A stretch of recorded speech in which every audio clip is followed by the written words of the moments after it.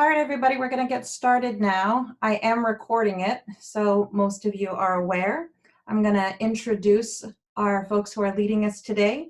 Dr. Grace Bullock, mental health strategist and policy analyst with the Equity, Diversity, and Inclusion Division here at Oregon Department of Ed, and Dr. Beth Wiggum, CCR program counseling specialist at the Office of Teaching and Learning and Assessment.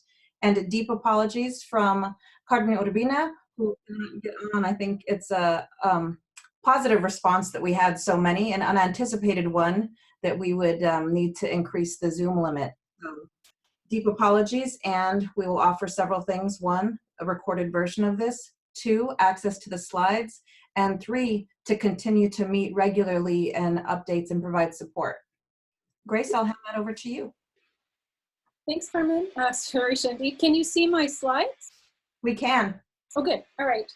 Hi, everyone. Thank you and welcome. We greatly appreciate your participation. I thought I'd start our time off together with an invitation just to take a moment and see if we can all settle together, take a couple of breaths, maybe slow down your breath a little bit.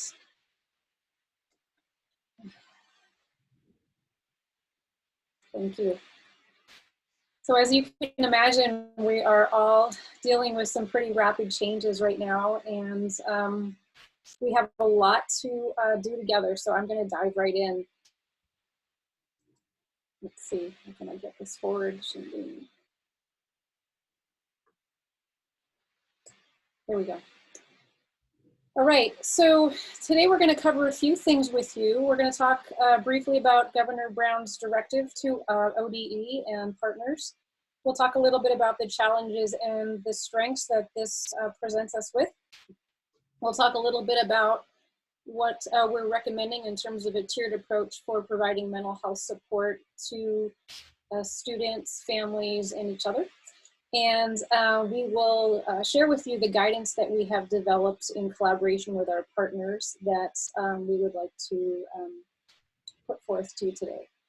So we're going to start by just giving you a little bit of guidance about the question and answer session to begin with, so you can begin to provide us with your feedback. And as you know, we've invited all of you here, and we're very, very grateful for the turnout, because you are a huge part of making this successful. You are a huge part of supporting children and families during this emerging and evolving situation with COVID-19 and beyond. So we're going to ask you to please focus your questions on mental health guidance, because that's what our agenda is for today. And to post your questions in the Zoom chat area, which hopefully is visible to you. Please list a theme for your questions so that we can organize your questions accordingly. So it might be crisis supports or working with seniors, equity, etc. We're going to ask you to be concise so that we can read your questions as they pop up. And we will respond to as many questions as humanly possible during our time together, but we will also take your questions after this call and review them, organize them in a way that is most useful to you, and we'll set up an FAQ area as soon as possible. Unfortunately, we won't be able to respond to all your questions, particularly given the number of you that are on the call, but we'll do our best to be as responsive as possible. So you're probably aware that in response to COVID-19, Governor Brown has given ODE and partners a directive to provide guidance to school districts and communities to ensure continuity of mental health services for children and families. And that is really what is motivating our work at this point and motivating the time that we're sharing with you today. And so we all care about children and families in our communities very much. And the pandemic that has presented itself as a really stressful and difficult time in education, and also in our personal lives, in our families. And so this also is an opportunity for us to really rethink how we are engaging in the business of education and in the business of supporting children and families. And this is going to require us as adults in particular to be really mindful, not only of how we lead, but also to be mindful of our own physical and mental health as we move through this experience. Because as you may already be experiencing, These are pretty highly stressful times. We're all in it together, and it does affect our families and our loved ones and our friends in many different ways. So we encourage you to take care of yourself. This also particularly for school counselors, for other mental health professionals, and for administrators, prevents some unique challenges that you're probably already facing and that we will continue to face for some time. But we want to recognize, first off, the incredible depth of expertise and wisdom that you already bring to this situation. Most of you, if not all of you, have a lot of experience in this area. And so we want to offer our guidance and support with that mindset, that we are honoring and recognizing what you already do, what you already know, and providing some guidance that we are hoping will be as fair and equitable and responsive to the needs of all Oregonians and all children and families in schools as much as humanly possible. So we recognize that districts are going to vary widely in terms of the resources that you have available, in terms of the policies and procedures that you already have in place, and in terms of the access that you're going to have to your students.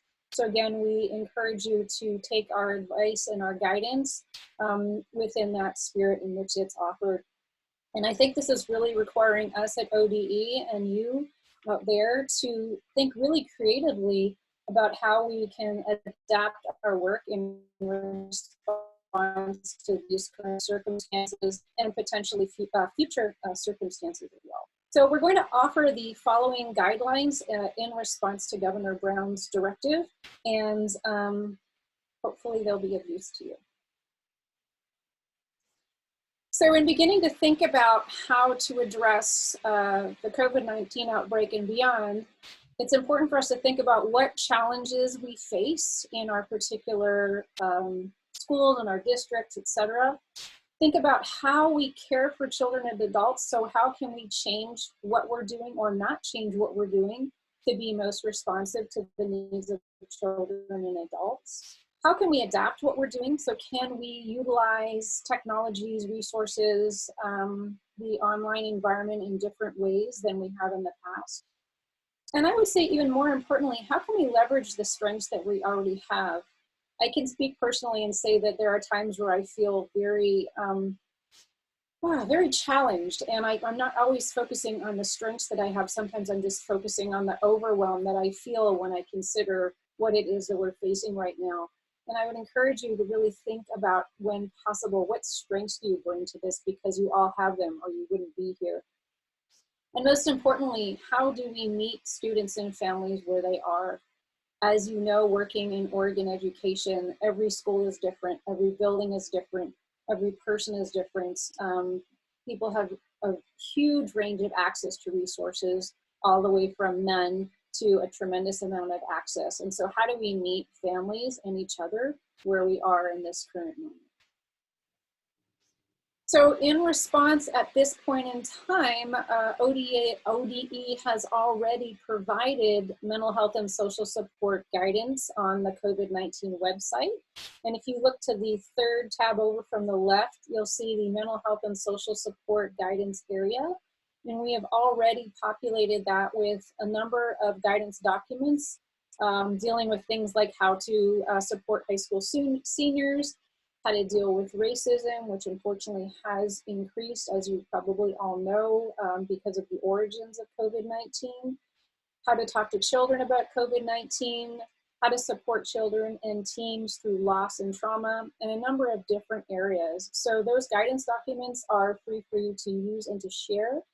We will also be adding a few more, including a specific guidance document for school counselors, administrators, and other mental health professionals, which hopefully will be up today or tomorrow, and other guidance in terms of how to deal with things like abuse and how to support LGBTQIA students.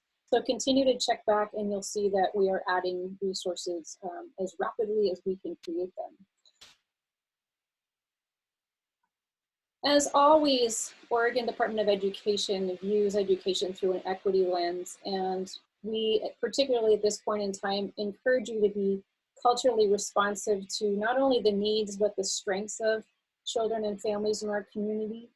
Many families have existing social supports that we can leverage and we can use to help support the mental health of children and families and adults.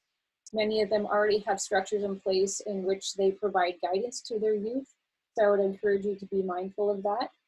And also, as you can imagine, to be aware of technology, access to technology, and what types of mechanisms that you can use to stay in frequent contact with your kids. So important to remember. This document I am only putting in front of you not to read quickly because it won't be up very long, but this is basically, you'll see this in our guidance document, a tiered approach to serving our communities. We understand that for some of you, this may be useful. And for some of you, you already have very comprehensive strategies in place, so we're not proposing to supplant them. But for those of you that are wanting to know how we're thinking about supporting the work, this is a general schematic that shows what we think might be best practices. And obviously, part of the motivation for this is our anticipation that the amount of students that are coming to guidance is going to increase, and that either immediately or over time, particularly as school closures extend, there may be some children and adolescents for whom this becomes more difficult and potentially dysregulating. So we're anticipating that for most of us, our workloads will increase, and we may need some way to think about how to balance the work so that we don't become overwhelmed. So in that spirit, we provide this tiered guidance. So we're beginning with what happens when you receive a referral. To give you a little bit of context, we are encouraging teachers who, particularly teachers of students who are having anywhere from mild to crisis levels of distress, immediately contact whoever the appropriate person is in their school building or their district. So that may, in some districts, be administrators. In other districts, it may be a school counselor, or it may be a school psychologist or a mental health professional. So you will be receiving likely from teachers and others referrals. When you receive a referral, we suggest that if you already have established district procedures and protocols, that you follow them. If not, that you quickly assess a student's mental health and well-being. And again, if you need any tools or guidance in that area, we are providing those explicitly on the website in the school counselor document. Immediately determine the level of severity, and what tier of service you think a student will need. And if the student is in crisis, we would recommend that you immediately move to tier 3, and we'll discuss that in more detail in a moment. And we also ask that you please heed the guidance of school counselor and virtual school counseling. That link is provided at the bottom of this slide, but it also is provided in our guidance documents for you as well. I'm going to turn off my audio here so don't keep going. Okay, so we're again organizing child or students' issues into tiers. And so the first tier would be tier 1, which would be considered more of a universal approach. So if you are referred a child who has a fairly low level of distress, we suggest a fairly responsive but light level of support. So again, there are mental health resources that you can refer to on the ODE COVID website for guidance there. We would recommend, if possible, to schedule weekly check-ins with a student as needed and as long as needed. Offer support to the teacher and staff if, again, appropriate and needed around how to support the student. And ask the teacher to notify you immediately if the student's problems persist or particularly if they get worse. So again, this is fairly light touch, but we just would like to make sure that children are staying reasonably stable, getting better, and that we're addressing their needs if they tend to, if their issues persist or worsen. So typically, tier 2 in a public health or prevention model is the place where we would be considering targeted interventions, either group interventions or individual. For purposes of providing guidance, we're dividing Tier 2 into Tier 2A and Tier 2B. So Tier 2A would be what we would call a low-level targeted support, where a student has a moderate level of distress, but not a level of distress that's sufficient enough where you think that they need a referral to a mental health provider, either in your school district or building or community. So for children of who are dealing with fairly moderate levels of distress, we would suggest sitting down with them and developing a resource plan that identifies their strengths, identifies their challenges, but also points to how they can use their strengths to help deal with the challenges they're facing. Potentially, you might consider working with them around a list of activities that they consider to be pleasant and enjoyable. And again, because we are dealing with social distancing and stay-at-home measures, we may need to be creative with those particular recommendations. Provide a list of trusted adults to refer to for help, and also consider a plan if the child or student feels as though they are in need of additional supports. Who do they go to? What does that look like? And maybe even go as far as providing contact information. So we would suggest scheduling regular check-ins with a student in Tier 2A weekly. And again, ask a teacher to notify you if the student's problems persist or if they get worse, ask them to notify you immediately. Okay. So Tier 2B, as I said a second ago, is for higher level targeted support. And this would be for a student who has high level of distress. So that might look like fairly extreme anxiety, a lot of rumination, a student that's very, very sad, a student that is just having a difficult time coping with whatever reality it is that they're facing. So immediately we would suggest creating a health, safety, and resource plan similar to what you would do in Tier B, but potentially flesh that out a little bit more in terms of focusing on where do they go if they need supports, and having a slightly specified plan for crisis if and when that should arise. Hopefully it won't. Consider an external referral if possible. At some point, hopefully in the near future, we'll be collaborating with OHA to get more specific lists of resources that are available in your area. They are currently working to see what mental health providers are available, what public health resources are available. So we will get those resources to you as quickly as we can. But consider an external referral in this case and facilitate a warm handoff. In other words, contact that provider directly and introduce them to your student.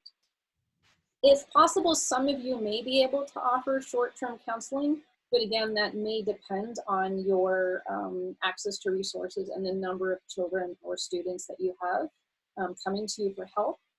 Please do consider involving caregivers, particularly for children that are under the age of 14.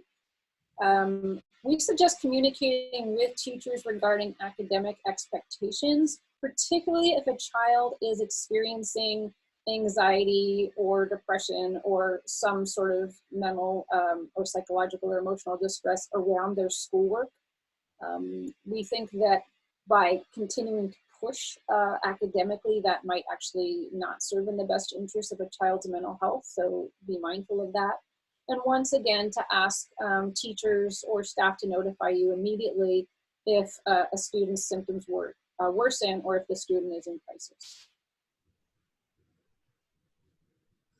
So last but not least, what to do when we make it to Tier 3 if a child is referred to you that is at risk for suicide or imminent harm. We do have specific guidance in the mental health area on the ODE COVID-19 website. Again, that is a more detailed version of this guidance. If a child is at risk for, or a student is at risk for imminent harm and they are not willing or able to work with you to get more access to other resources, which we'll describe in a minute, please call 911. There are other avenues where you can get more support. And these are the avenues that we recommend below. Some school districts will be able to and have the capacity to conduct a formal risk assessment. And if you are able to do that, and that's something that you have trained professionals in-house to do, please do that. But if you do not have risk assessment capabilities on site, we suggest that you call the National Suicide Hotline, the numbers provided. Lines for Life, that is a suicide and crisis organization in Oregon, has agreed to provide remote risk assessment and safety planning to school districts in Oregon from Monday to Friday, I believe, and from 8 to 4:30. I think those are the hours that they'll be available. This will not begin until probably later this week or the beginning of next week. And as soon as that information is available, ODE will provide you with a direct phone number specifically for school districts. We also suggest that you consult ODE's How to Prevent Suicide guidance. Again, that is on the mental health section of the website. Refer a child to an outside mental health provider. Again, we will be providing more resources to you to let you know where those people are. And communicate regularly with parents, guardians, and trusted adults. Make sure in this particular case that the loop is closed, that the adults in the system are aware of what's going on. You can offer caregivers resources such as Reach Out Oregon, which is a terrific website that has a lot of resources for families dealing with suicide or a suicidal individual. And we recommend that you check in frequently with the students, with their family, and with their teacher as appropriate. Obviously, there are issues of confidentiality, and we encourage you and strongly encourage you to respect those, but you're all aware of those. And if, again, you need more guidance, please reach out and we'll be happy to provide you support. So those are the three-tier approach that we are recommending. And again, if you already have a concrete and well-established set of procedures and protocols in place, we encourage you to use what works for you. So at this point, we're going to invite you to provide us with your feedback. And as I said again, we're going to do our very best to respond to as many questions as possible. And what we would like to know is, what guidance do you need to help and support your students and their families? And what guidance do you need to help and support you in your work? So we are going to begin to look at the questions that are coming up in the Zoom chat, and Dr. Wiggum will read those out loud, and then we'll do our best to respond as we are able to. Okay, so thank you for listening. Beth, I know you're out there, so we can begin with the questions at any time. Great, I'm here.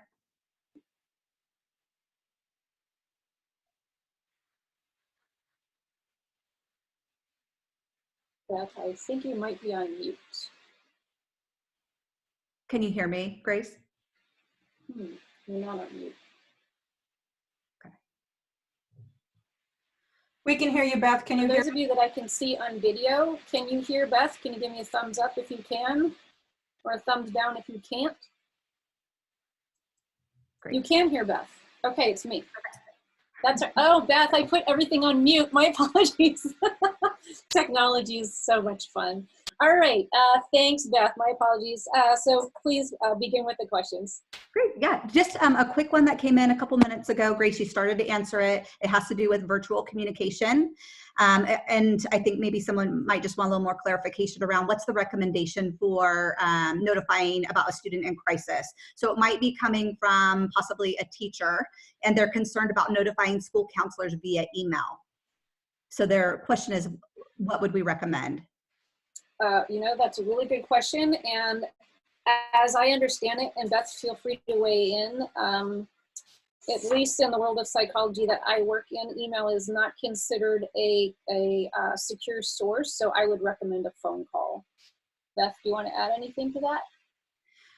Yes, I would agree. A phone call, and then there's some platforms that are a little more secure that you could use. And email would probably, most definitely not be one of those. And also, it might be something that you can set up through your school, through school administrators, to set up a protocol with how you might address those, the concerns that might be coming in. So check with the administrator and see if you can set up something, and then we can help provide you some resources for platforms or ways to virtually do that. Okay. And some of the crisis lines that we have provided have online access for students. There are chats, there are texts, and there are other ways as well. So texting is a possibility for some of these resources as well. So another question has come in around communication, and a question around the use of the phone, their phone while they're at home. And it says, what phone are we to use while we are told to stay home, stay safe? What phone are you to use? Yes. So I think it's whether they're using a personal phone. Right. I would suggest getting guidance from your district on that. I think different districts probably have different recommendations. So obviously the short answer would be whichever is most secure. Beth, do you want to add anything to that? Yeah, someone has suggested Google Voice as an option, and you don't have to use your personal cell number. And then another person also suggested star 67. So it allows you to call someone and it be anonymous. Yes. And there's other sharing of resources. Thank you. Is there any other questions that you guys might have? Everybody might have.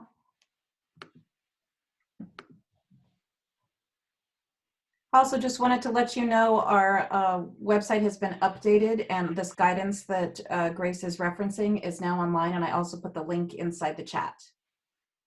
Awesome. Thank you, Shandine. Another question that's come in, and it has to do with the referral process. So does ODE have any guidance as to how the referral process will look if most forms of communication between students and staff are pre-recorded? And that has to do with crisis distress symptoms aren't totally evident. So it looks like a multi-question. So that's the first part of the question. So what's the referral process for that? So again, can you clarify the referral process if there's a child in crisis or student in crisis?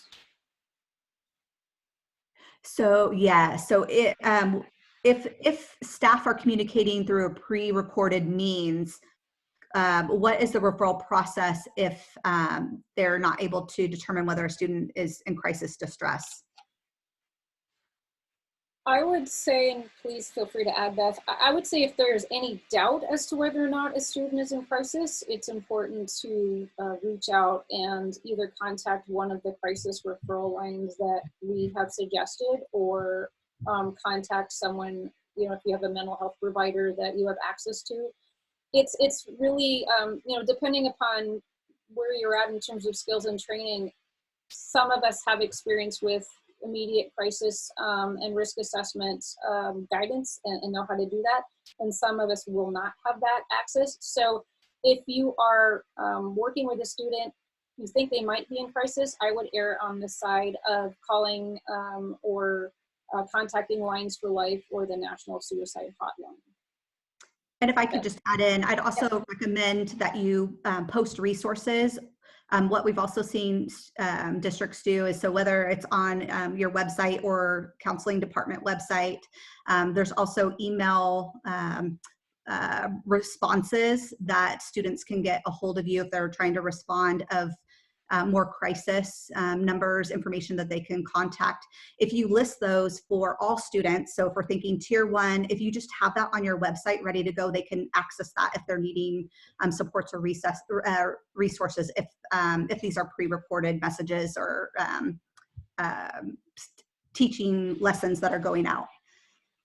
Yes, so another question. Oh, go ahead. I just wanted to add a little bit. So we have vetted resources in a number of different places. One is in the school counselor and other mental health professionals guidance document that is now online. We also have a more fleshed out, for lack of a better word, a list of resources in the What Adults Can Do to Prevent Suicide document, as well as the Youth Suicide Prevention document. also on our website, and those have more specific and targeted resources. And as I said earlier, we are working with OHA to get lists out of local providers that are still doing business. And as soon as we get those lists out, we will let you know so that you have access to that information as well.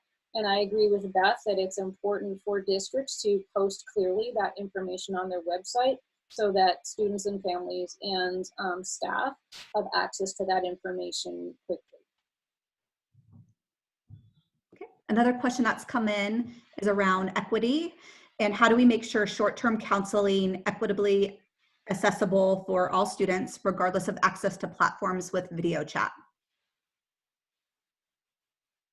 That's a good question. I might defer to you this one, Beth. What I can say is this is something that has been on our minds from day one, and Lines for Life fulfills that need at a crisis level. I think we're still working on trying to figure that out at a non-crisis level, so for tier 1 and 2 supports. Obviously, some districts will have resources in place and others will not. So first line is to consult with your administration.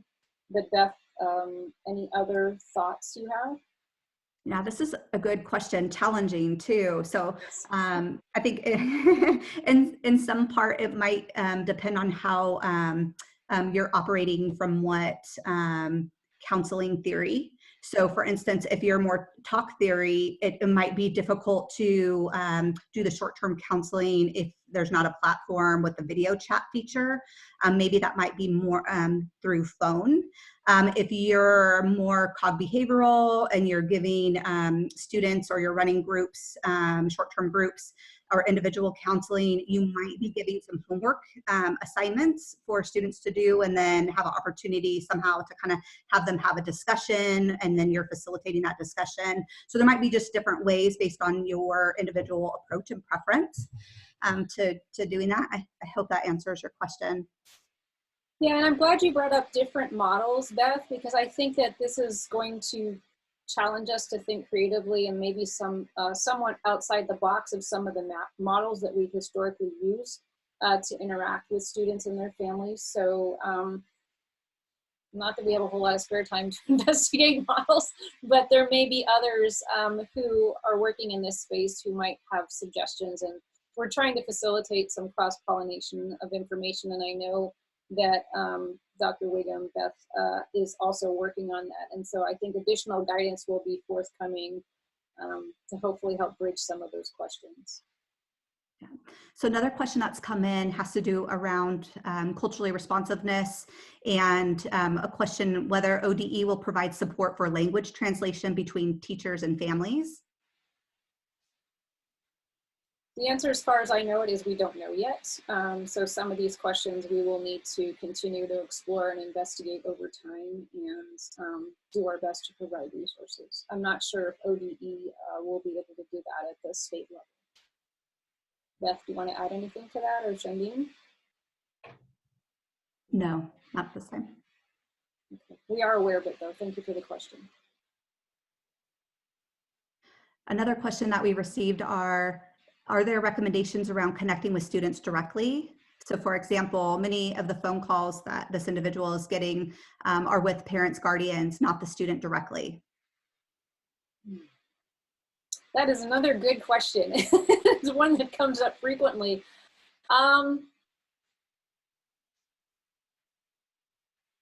It depends on whether or not the student is willing, able, and wanting to connect. And you know, really, parents are in large part the agents of change, particularly for younger children. So I think it's important to respect the parent or caregiver relationship with the child, but we also do not want to leave the child out of the equation. So again, it's a complex question that we don't have a singular answer for. Obviously, we want to honor the parents in the system and try to involve the children as much as appropriately possible. And there are going to be some big developmental differences as well. But the more that we can include the entire system in our response, I think the more effective it will be. And I would add to that. If you could use ODE's resources, there is information that you can give parents to help them Yes. kind of help their identify whether their kiddos are having some issues that are escalating. So it might be an opportunity for you to kind of connect with them and give them the resources that they need to then help connect the students where they need to go next. I would also add to that, when you think parent, think family, think caregiver, think expand the concept of parent in this context. Yes, absolutely. And I think that we can fully anticipate that, if we can use our own households as a litmus test, I think we can anticipate that pretty much universally families are going to be under a considerable amount of stress, or at least a lot more stress than they're used to. So we can anticipate that there will be more calls and more requests for guidance as this COVID-19 outbreak progresses. Another question that we have is regarding provisions of 504 plans, and are counselors and staff supposed to interpret accommodations per these circumstances? So are they assumed to be provided as practicality allows, for example, anticipating concerns from parent students? I'm going to refer that one to you, Beth. Yeah, so provision of 504 plans. So regardless of our situation that we're in with our crisis, school counseling programs and schools have to provide the 504 accommodations. So if that means looking at your 504s and determining whether they would work for whatever type of distance counseling or learning that is occurring in your district, you'll want to see that those 504s will be in, that they'll be something that they can use, and that will still be useful for the student. So you might want to just look over your 504s and then double check if you might need to do any updates based on our current situation. Excellent. Thanks, Beth. Other questions? Yeah, so another question is, the American School Counselor Association says not to use personal phones or email in one of their guidance documents, which is called Planning for Virtual Distance School Counseling During Emergency Shutdown. And the person says that they do not think that school districts are providing an alternative platform for direct student guardian connections. Yeah, obviously this is a big concern, and we don't want to provide guidance that is contrary to any of the guidance from the national organizations. I think that we're going to be challenged to be creative and think about ways of communicating with each other that that are outside what the normal realms of communication are. Ultimately, I would encourage people to do what is in their safety interests. And again, this is one of those questions that we don't have the answer for, but something that we are actively thinking about. Beth, I don't know if you have any additional guidance here. Yeah, so it's not something that we have in the moment, but there are out there resources for different ways to virtually connect with students, and that are confidential, and so or keep with confidentiality. So we could work to provide that for you if you think that there might be a need for a list of what those are. I know some other states have done that, and so we'd be happy to provide that if there. So just let us know if there is a need. As far as personal phones, I think there was some recommendations early on around some other ways to kind of get around personal phone use. So another question, Grace, this might be for you. Can you talk about resources for students and families experiencing domestic violence? Yes, I am currently working on guidance document in that particular subject. We should, if it hasn't already been posted, we will have a guidance document up shortly talking about what to do if a student is reporting violence or any form of abuse in the household. We are currently working on a guidance document for adults if they're experiencing any form of abuse or violence in the household. So that should be up shortly, and that will include access to resources and helplines. If you need that information sooner than later, we're going to provide our email addresses to you at the end of this. and I would be happy to share with you the resources that I have at the current moment. Another question that's come in is, do we need to be considering socio-emotional growth lessons, activities, outreach, or only focusing on referrals and crisis response? That is an excellent question.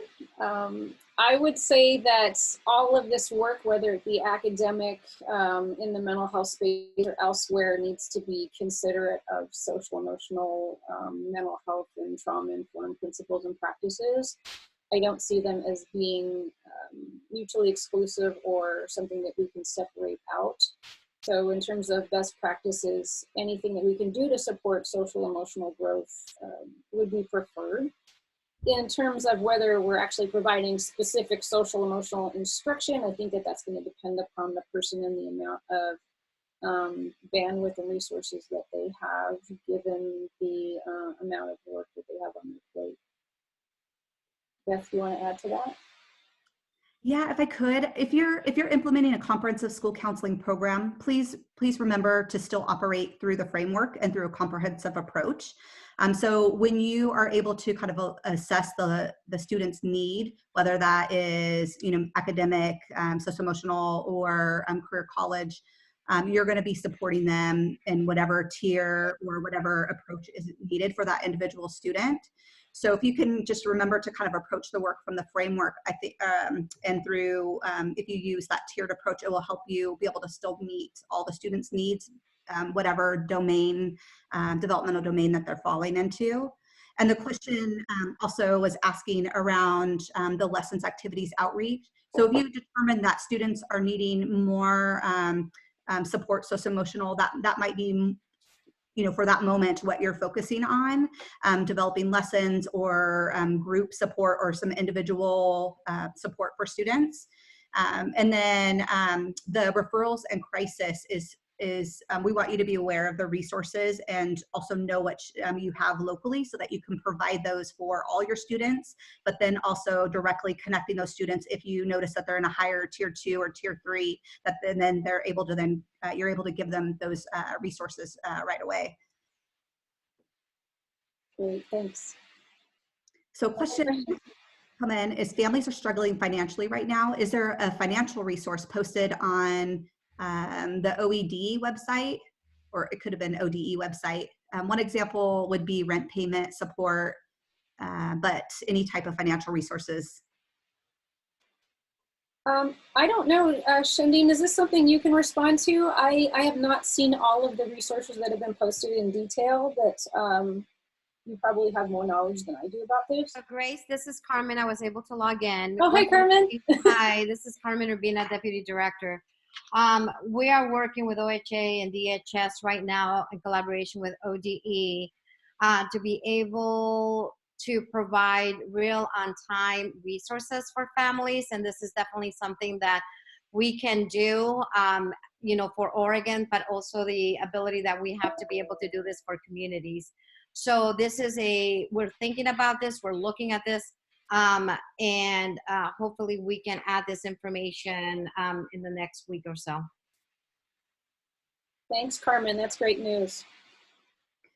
Another question that's come in is there any insight around the legal age limit for students staying home alone? Is it still 10 years of age, or is this changing because of our circumstances? And then this is thinking of families who have to leave home to work. Great question, and I do not have the answer. Does anyone else? I don't. Okay, that will fall under the we will get back to you about the answer category. Thanks for the question. Another question that's come in is guidance on determining new 504s at this time. Beth, would you like to take that one? Yeah, I would say still follow whatever your protocol is, if it's the SIT or SST process for screening possible new 504s, or if you're running RTI or PBIS model, you might have referrals coming in for possible 504s, or I would say create a system within your school if it's not, or if you're still wondering what what that protocol might be like, create a protocol that allows teachers to refer students that are maybe struggling, and then the 504s would still happen for students regardless of our distance learning. So Beth, what I'm also hearing and reading, again, this is Carmen, is that it would be, what I'm hearing is a very strong request around 504s and a lot of questions around how is it that we're going to be doing this in the time of virtual communication. And is there even an opportunity for us to be able to do a readjustment to the 504 and make it more in time and real for the students and also the virtual reality that we're currently living in? So we don't have answers to that question, but definitely we are going to bring that back to our experts, and also love the suggestion of having a very specific webinar just on 504s. Thank you. Yes. Thank you, Carmen. And I had mentioned earlier about 504 plans, and that those would still move forward. You would just address whether they are still going to work with whatever platform or environment that you're operating in within your districts. But like Carmen said, we'll have more information. And let's see what else. A question has come in: if families are not connecting with schools and students are not participating in academics and no staff members has made contact with the family, should a DHS call be made? That's a big question. I don't have a short answer for that. I don't know if you want to make any recommendations, Beth. In our guidance, we did kind of allude to, or there might be something that will be coming out that we could provide if that's an interest for you, of what to do if you're not hearing back from students or families. And so some recommendations might be, there might be a different mode of communication that might work for that family. So try to figure out what would work best. And then if there is an urgent concern about a student that you're not hearing back from, then there should be a protocol in place, or you develop a protocol with your administrators of how you would address those situations.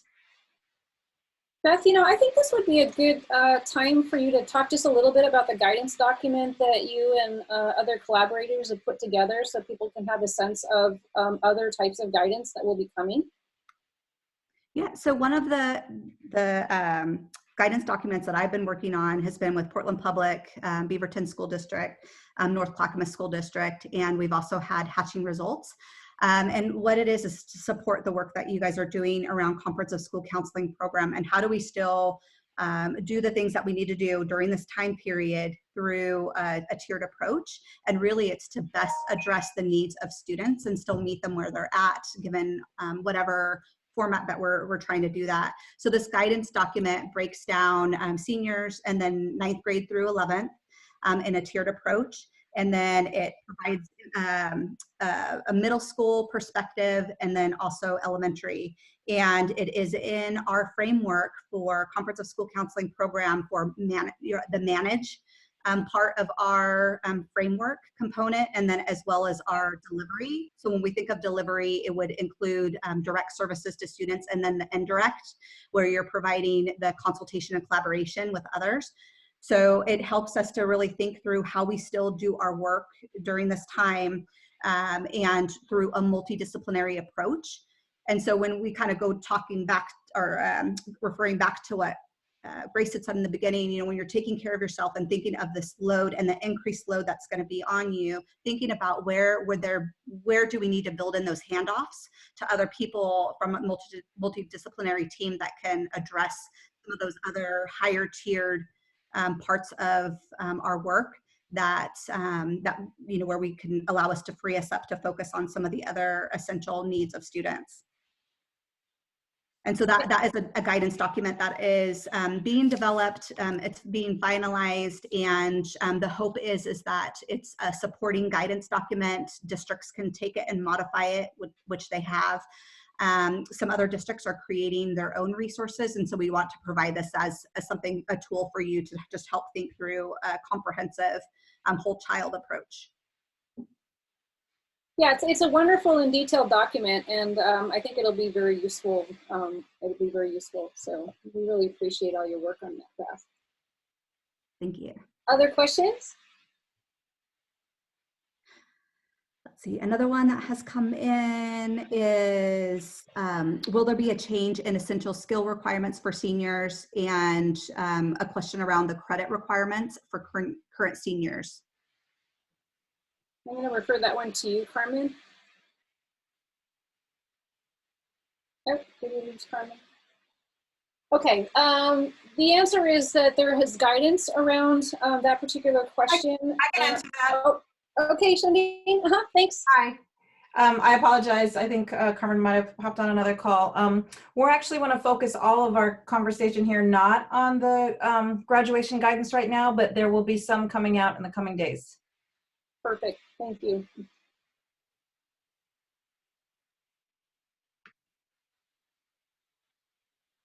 Any other questions, Beth? Not at this time. Anybody else? Do you have any more questions? Anything else, anyone out there? It looks like another one's come in from me around, I refer to the new guidance document for comprehensive school counseling programs. They're wondering when that will be available and where counselors can access it. So we're actually working on where it will be located. It is possible that it might be located on the Comprehensive School Counseling Program webpage on ODE's website, and not with the rest of the COVID-19 resources. We're going to work through that, and we will communicate that out to you where that will be located. And it's there's a question around when it will be available. I'm hoping to have it finalized this week. We needed more internal feedback on it, and we have the external eyes on it.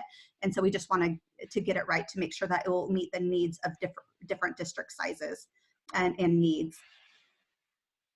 Another question that has come in is when will the document be available with the Hatching Results collaboration? That one I'm hoping very soon this week. We'll try to get it finalized.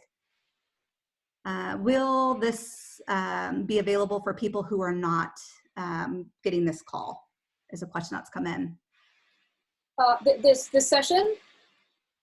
Yes, as I understand it, this is being recorded, and we will let you know as soon as it's posted and available for public access. So, and again, as I mentioned earlier, we are compiling all of your questions, and we will sort through them and create an FAQ area. Again, we'll let you know as soon as that's available. I'm sorry, I had some issues logging back in. This is Carmen. We are going to be having another webinar, and again, apologies that we were only going to be, our current platform only supported 100 folks. We are sending a communication to all the districts and the counselors in a few minutes after this webinar is done, with a link to the recorded webinar and the PowerPoint. And we are scheduling this, Shandine, Beth, and tomorrow at noon from 12 to 1. Great, thanks, Carmen. Other questions, Beth? Yep, it looks like another one's come in around the virtual platform. So what does ODE recommend for group chats with students? And I mentioned earlier that this might be a resource that we can provide. It sounds like there's multiple questions around what platforms for virtual communication that's confidential, and it sounds like a resource that we could provide for you. Another question that we got. These questions have been, sorry, Beth. Yeah, these questions have been really helpful, and they're helping to guide us as we consider what are the priorities for you in terms of responding to what it is that you need to do your work well. So I just want to thank you for these questions, and we will do our best to provide guidance as quickly as possible. Beth?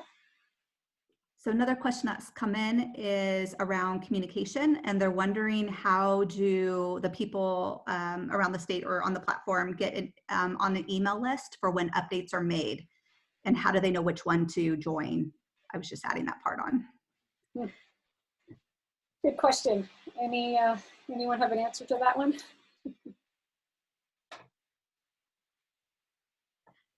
So this is Beth, and I do have a listserv for comprehensive school counseling programs. So if you're implementing a comprehensive school counseling program or working in collaboration with one, I do have a listserv. And at the end, we have our, here we go, our contact information that you can get a hold of me. Send me an email and let me know if you'd like to join the listserv. And just let me know what your role is, because I'll send out information for comprehensive school counseling programs, and it may directly support your work or indirectly. All right, we'll have time for one more question.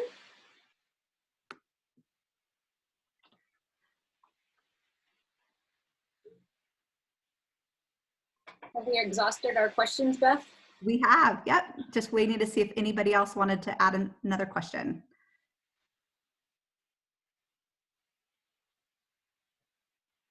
Well, it sounds like we're good for the moment.